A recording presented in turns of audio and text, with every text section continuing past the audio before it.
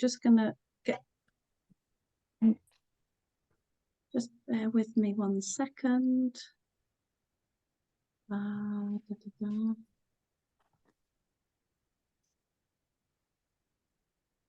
Right, here we go. Okay. Good evening, ladies. Thank you so much for joining us on this evening's Menopause Monday call. For those that don't know me, I'm Zoe. I'm a fellow menopause sufferer, and I'm delighted to be delivering these calls on a monthly basis. So if you've not been here before, welcome. It's lovely to have you on the call. I've actually been doing these calls for well over a year now, so they're becoming quite popular. And I'm getting really good feedback from them. I've also recently completed a menopause course, so I'm now officially a menopause doula, so I can help and support women going through the menopause. So, you know, just in case some of you have never laid eyes on me before. And, you know, I've suffered all the symptoms as well, and I will talk a bit more about that later on. But first of all, I just wanted to introduce my first guest speaker, Gemma. So Gemma is a holistic health and wellbeing therapist. Gemma's been on my calls before, and she's absolutely amazing and mindful of information, and she helps and supports women going through this troublesome time. So Gemma, did you want to talk to us? Yes, that'd be lovely. Thank you so much for inviting me. You're looking lovely this evening, my dear. Yes. So yeah, thank you for having me. And this is certainly coming through from the transition that I'm equally going through as well as the perimenopause, which I think for me actually got triggered quite a lot by COVID. So I don't know if anybody has had sort of like more heightened symptoms from that, which we can also discuss probably later on. But the real aspect of who I am, what I do, it's about empowering people in their health through their working through their body. So many of us become disconnected through our body, can be through trauma, it can be through just social expectations of what we think our body should look like, because the media seems to have a very great interest in terms of what women should look like and dictate to that. And this can create a disconnection.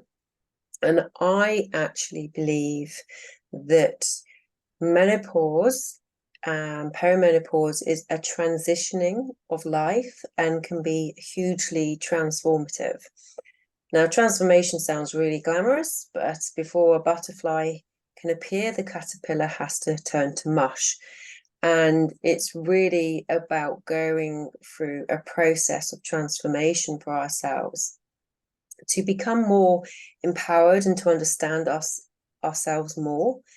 And I feel the process of doing that is actually understanding your body and how it's trying to communicate to us what it needs help with and what that needs to be, what's emotionally happening to us. And our body will reflect it in very different ways. This is why menopause has such a broad symptoms for different people.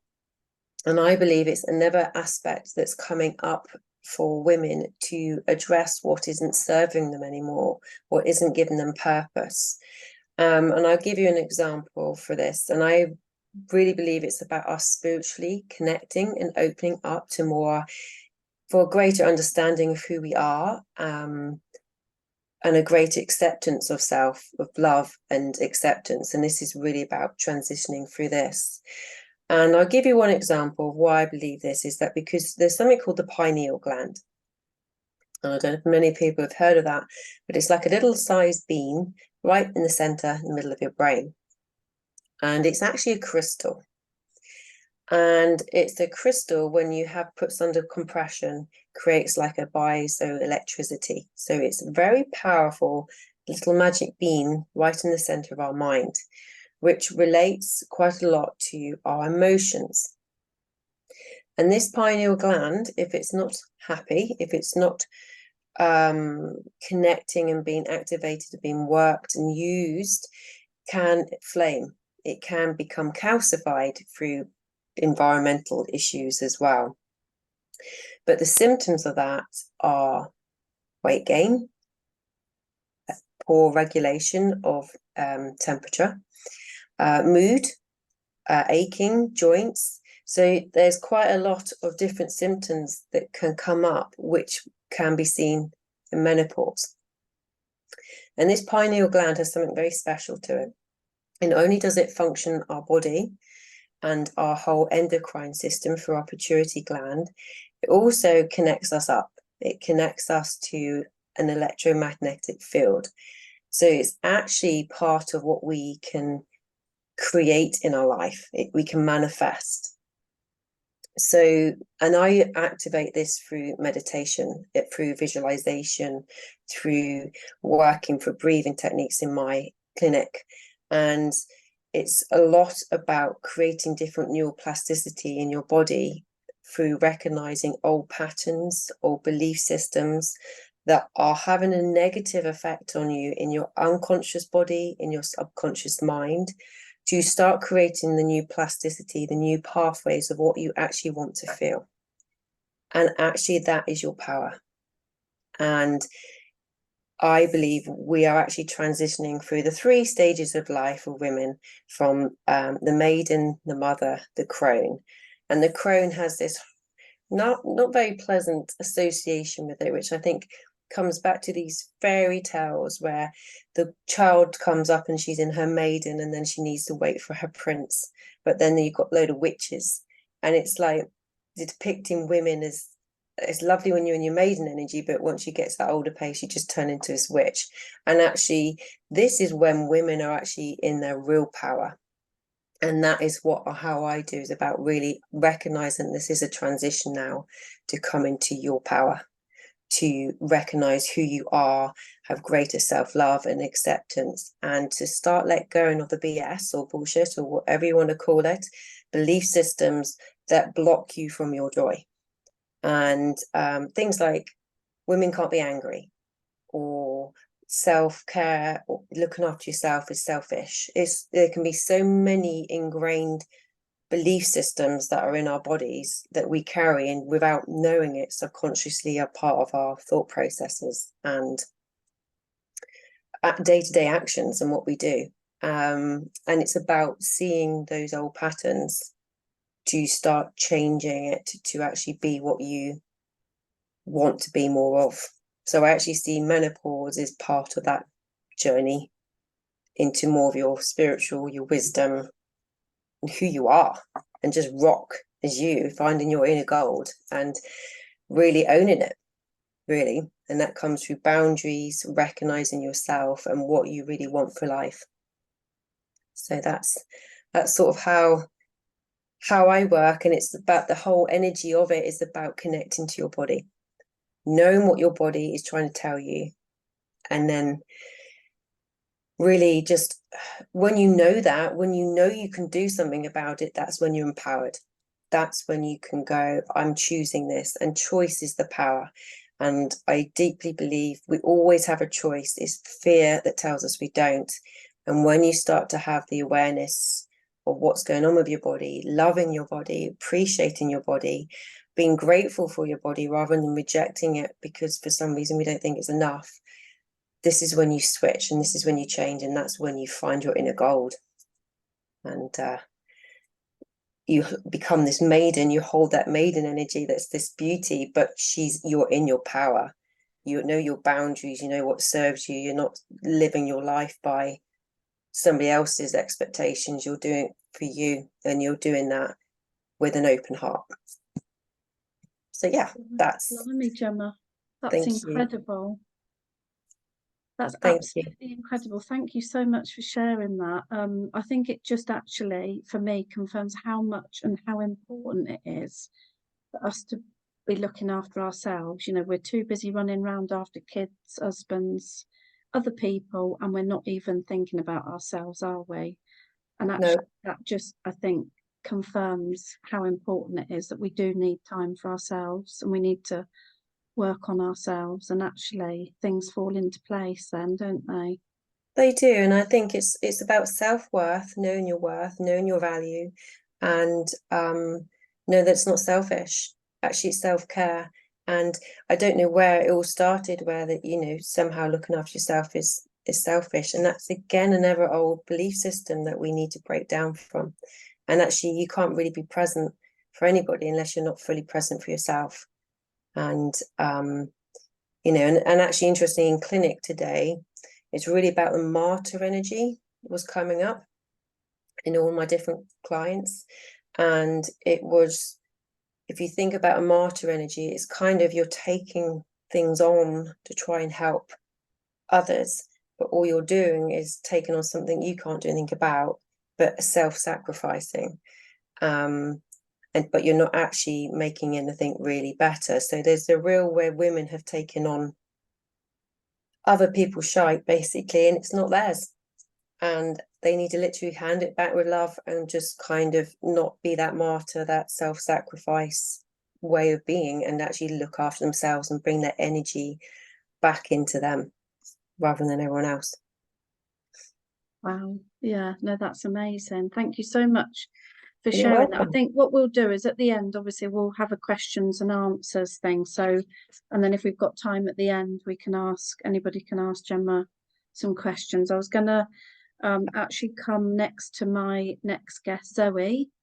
So Zoe is going to chat to us about her menopause journey and how she's been sort of managing her symptoms, both with HRT and I think through, you know, good diet, good nutrition and a lifestyle change. So Zoe, did you want to tell us more about your journey and how wonderful you're feeling from where you were?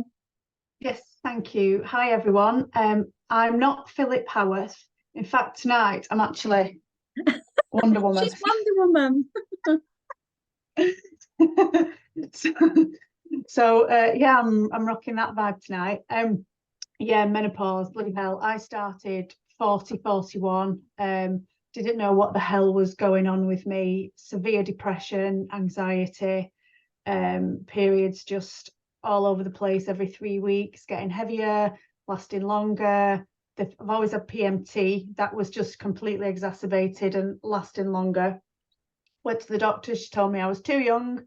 My periods get less frequent, not more frequent, and put me on antidepressants, which is just the story I hear every day from ladies. If you look at the NICE guidelines, I've been doing some menopause meetups locally in Chorley, and if you look at the NICE guidelines, it states from before 40, your early menopause, and then 45, you start looking at symptoms, but there's nothing for the ladies between 40 and 45, which is, I think, the time when it happens for most ladies. So anyway, that's just me on my little bandwagon.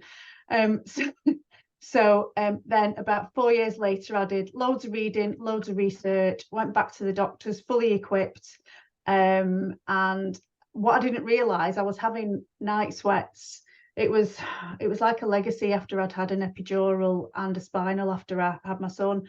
I had sweaty legs all the time, and I thought that was a side effect from that, which it might have been, but it never went away. I ended up buying what forgot a wool duvet. My husband was talking about manufacturing me a duvet that was heavy at the top and on my feet, and then really thin in the middle to cope with my sweaty legs. It was just ridiculous. And then I realised, oh, I've got night sweats. I also had really achy joints. I would get up in the morning and I couldn't walk because it was like my ankles were fused together. And then in bed I'd wake up 4 times at least every night with the night sweats, and it was like everything was fused, my head to my shoulders, my whole spine to my hips. I couldn't turn over without physically screaming in pain. Not a good place. I'd end up spending 3 or 4 days a month in my car just crying, just sat in my car crying at work, and a car park somewhere crying. And I was like, right, enough is enough. Went to the doctors. She said, what do you want? I said, I want you to prescribe me Estrogel 1 pump a day and let's go from there. So that's what she did. So I started on the Estrogel, 1 pump a day. And within a couple of weeks, I noticed a difference. I'd say my night sweats and my joint pain was reduced by about 50%. But it wasn't quite hitting the mark. And I didn't want to take too much too soon because I didn't want nowhere left to go, if that makes sense. So I found the lovely Zoe here. And we talked about Menno, and she introduced me to these vegan Amigas. Wow, absolute game changer. I don't have night sweats anymore at all. I don't have achy joints anymore at all. I'm training 4 or 5 times a week now. I'm lifting heavier than I've ever lifted. I'm doing more than I've ever done without the DOMs. I was thinning my hair, like my centre parting. That was really thin. Well, look at it now. My hair's just crazy. I washed it at 10 o'clock this morning and I've pinned it up all day and it's still wet. There's that because I've got that much hair. So I started on the Amigas about just over a year ago, and then in October time I had surgery. So I wanted to just make my body the healthiest and the best it could be. So I started taking the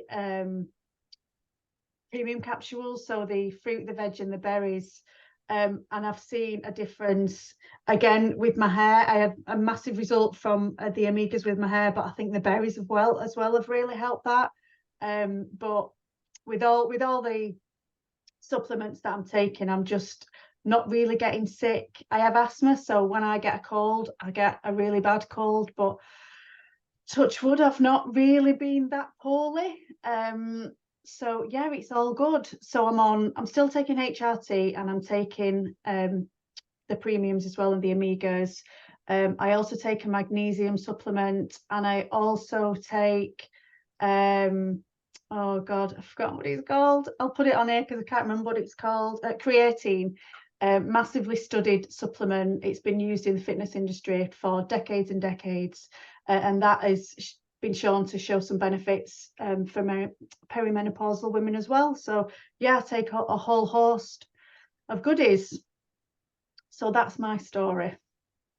Brilliant, Zoe. I love that, and I love how much you've improved. So whilst HRT was kind of helping improve some, it wasn't quite doing the full job.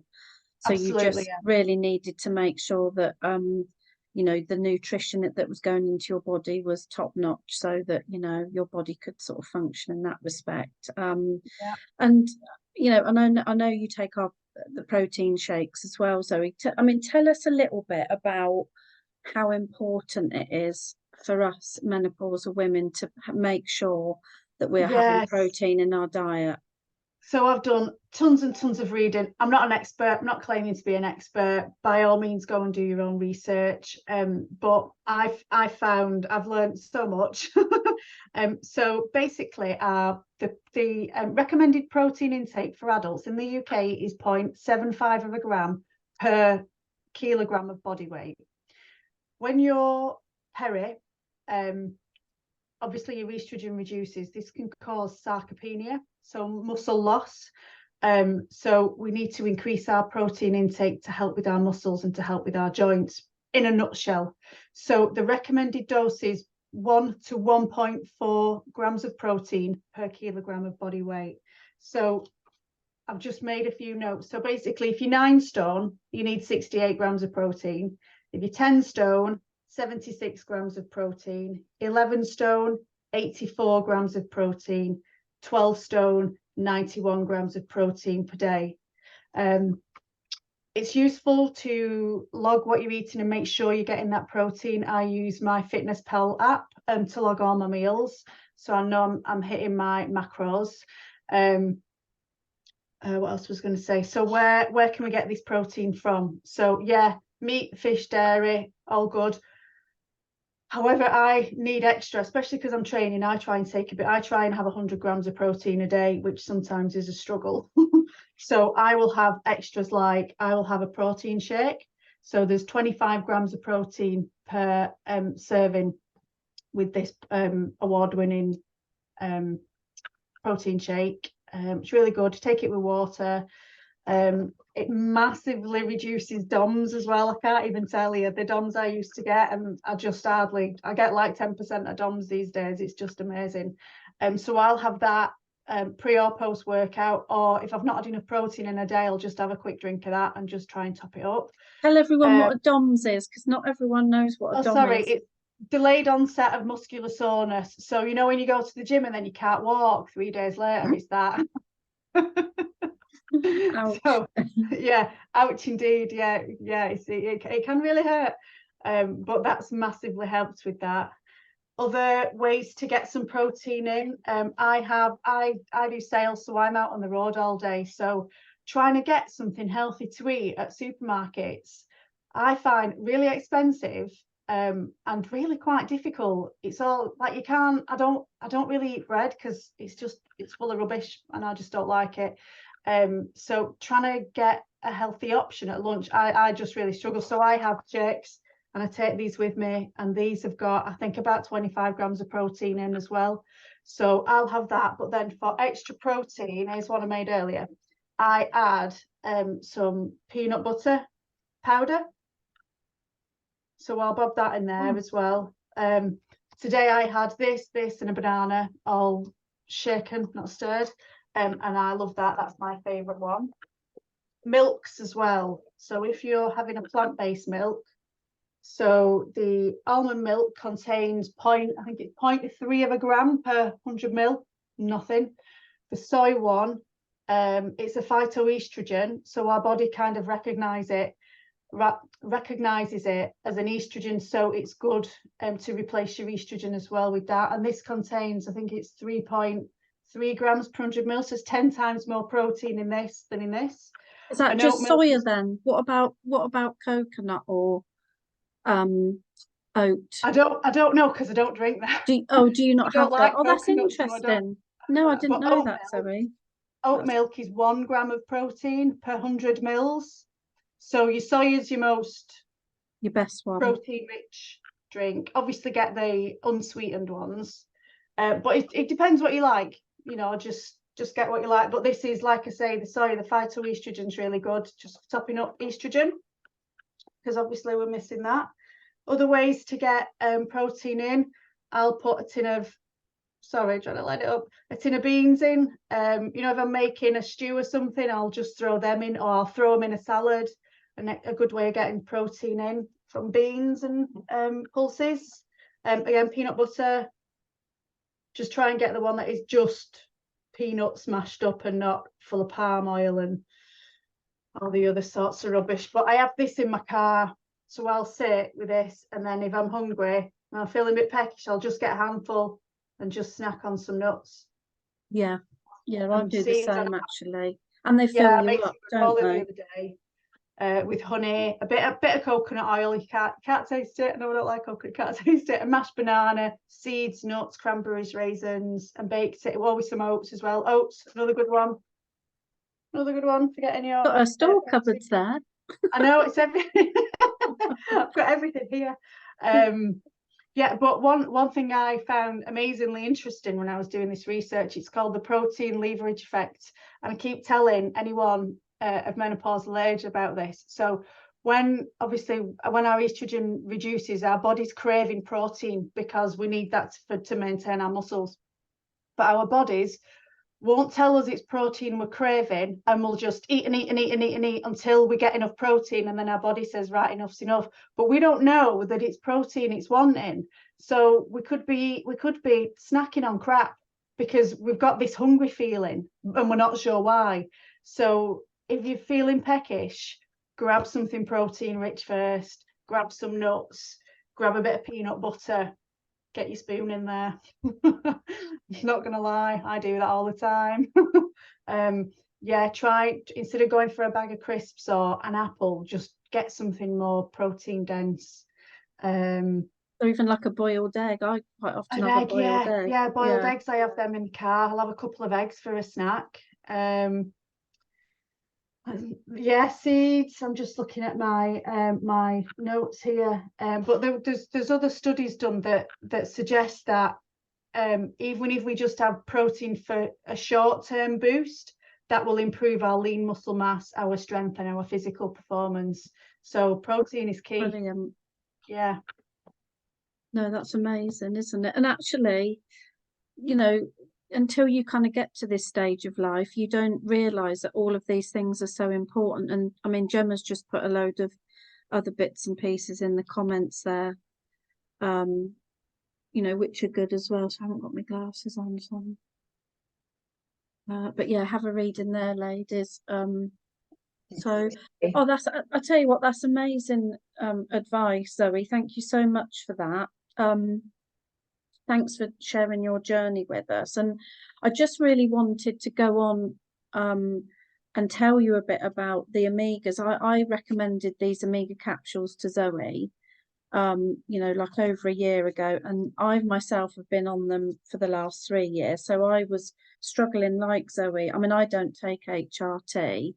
I was told at the time it was never on offer to me because it was in short supply. Not that I desperately wanted to try it, but I stumbled across these sort of 3 years ago. And I mean, there's loads of Omegas out there on the market, and it is a minefield of which ones to buy and which ones are going to work. And the thing that I've learned, that the difference between the ones that Zoe and I take, ours include a blend of 3 omega fatty acids, which is omega-3, 7 and 9.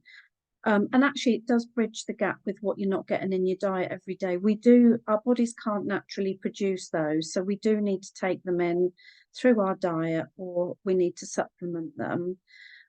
These omegas also contain a vegan vitamin D3, and vegan vitamin D3 is considered such a key nutrient. As Zoe mentioned, a lack of estrogen weakens the bones, and vitamin D actually works to slow down the process and minimize that weakening process. So, and it's also known to help stabilize moods and emotions as well. And it is considered to be one of the most important vitamins for women to take when they're going through the menopause. So ours contain vitamin D. They also contain zinc as well. I mean, zinc again is a really good natural from the earth product, and it's got lots of health benefits for hair, skin and nails. And there's also some phytonutrients in there as well, lutein and lycopene. Lycopene can help reduce oxidative stress, which this induced damage can suggest it can help improve menopause symptoms as well. And lutein is actually a really good for eye health as well. And also there's been research has shown that it can help reduce cortisol levels. Well, I don't know whether this is linked to what Gemma was talking about earlier, but our cortisol levels, if we don't keep those sort of at the right level and not and don't let them get too high, this can have such an impact on our symptoms. So we really need to manage our cortisol stress hormones. So maybe that's a question I've got for Gemma in a minute. So these are also bioavailable. So a lot of the products that you that are out there in the market that you might buy from the supermarket, they tend to be synthetic, whereas these are bioavailable. So our bodies actually take them into our bloodstream and they get to work. So this is the difference when you take in a synthetic supplement. Most of it is flushed through when you go to the toilet. And also the fruit, veg and berry capsules that Zoe was talking about earlier. Again, you know, it's so important to flood our body full of good nutrition. You know, fruit, veg and berries, a doctor will always say to you that we need to make sure that we're getting our 5 a day. And the way that these are made, you know, you are taking in raw fruit and veg. So when you cook vegetables, you lose a lot of the nutrients, whereas these, you're taking them in its raw form. So, you know, hence why we see these great testimonials of lots of different things. You know, it can be your skin. We can suffer with more skin issues when we're going through the menopause. So look, we've got so many testimonials, and actually if you'd like to take a look at them, we can invite you into a group to take a look at that. So I think actually that pretty much wraps up the call. So obviously my two guest speakers, so if anybody has got any questions, I was going to ask Gemma actually. Gemma, did you get back on the call? Because I saw that you disappeared. Yeah. Sorry, battery went flat. So Gemma, that cortisol levels that I mentioned, has that got anything to do with that part of the brain that you were talking about earlier, or is that something entirely different? Yeah, I mean, with cortisol levels, it's to do with your stress and the hypothalamus pituitary adrenal axis. So it's to do with the emotional brain, linking to the pituitary and then the adrenals. So and the pineal gland is like the regulator of the pituitary gland. So yes, so the pineal gland it sort of sits behind the pituitary, but it regulates the growth hormones basically. So yeah, that will certainly have a play. And if you think about the the hypothalamus is where our emotional center is. The hippocampus it's the linking to. So our emotions will affect our pituitary gland. So it will be reacting to. So whatever's going on emotionally and in our subconscious will be affecting the body. So if there is stress, but it could be very unconscious stress. And when we have stress isn't a bad thing if it's short, but low, prolonged, chronic stress can create fatigue in the body. It creates a discoherence. It's kind of like having the handbrake on, basically, or your foot's fully on the throttle, but your foot's on the brake. And that's what causes like a heat and inflammation, and anything to do with disease, illness will come down to some form of inflammation. So yes, it's the short answer, but a very long-winded short answer back to yes, it links to that. And the pineal gland as well is really, it's fundamental for the regulation of our system, but also they call it back in Sanskrit and Hindu, they call it the Alexa. It's linked to the moon. So when we're sleeping, it's releasing melatonin, which is like an anti-inflammatory. It's radioactive stress. So it's all about balancing and calming and healing the body. So they call it like the Alexa. So the health of your pineal gland is fundamental for everything, not just menopause. There's actually a lot of what goes on. It's your ovaries talk to your brain, and your brain, they talk to each other every day. So there's actually more going on up here, isn't there? Or sorry, as much going on up here as there is, in the lack of, hormones, which is quite interesting, isn't it? So I guess it's important to make sure that cell, we're looking after this.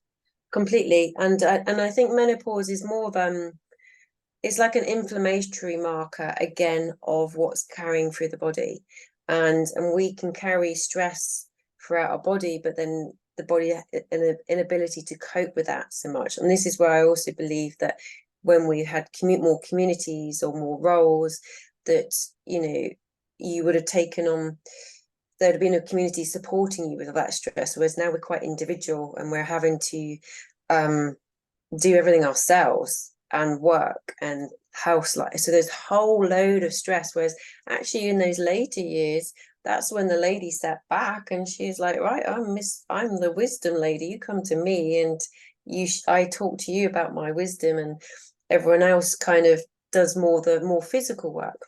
So autism, yes, yeah, you're right there, Rebecca. It's about autism as well. So it's neurodiversity will link into the pineal gland, and it's really important. And the things like taking fluoride out of your system, toothpastes, checking what your water is like as well. Okay, and also it's links to your gut health. So if your gut health isn't strong, if your gut brain isn't strong, then it'll be affecting the blood-brain barrier. And this is when we start getting the that whole kind of imbalance of anxiety. We're not producing enough dopamine, we're not producing enough serotonin, because that's what the pineal gland does as well. So it's kind of like the day function of it is to keep you alive and waking and keeping you all good and healthy, and then the night one is where it heals the body. So all the stress that you created through the day, it then sort of repairs it and brings that homeostasis back into during the night, basically. So but there's loads of things, but what I put on the comment was tryptophan, which is all to do with the key essential amino acid for the pineal gland, which can get blocked by glyphosate. So things like Roundup basically blocks the key essential amino acids of the body. So it's really good if you can try and go for you look up the dirty dozen when it comes to glyphosate and pesticides, and try and shift to more organic will be really good as well. So organic pumpkin seeds, sunflower seeds is like the essential amino acid you need for serotonin, which produces melatonin, which then is the food for the pineal gland, if that makes sense. No, that's great. And I think, again, that comes back round to what I was saying, at the beginning of the call, how key it is to make sure that we are really having a really healthy diet. And even like the supplements that we talked about that Zoe takes and I take, again, it's adding in that really good nutrition, making your, good gut health, everything that you were talking about, Gemma. It's also important. So we are literally, the call is going to end, I think, any minute. So I'm going to stop the recording. Thank you to my guests for your wonderful contribution this evening.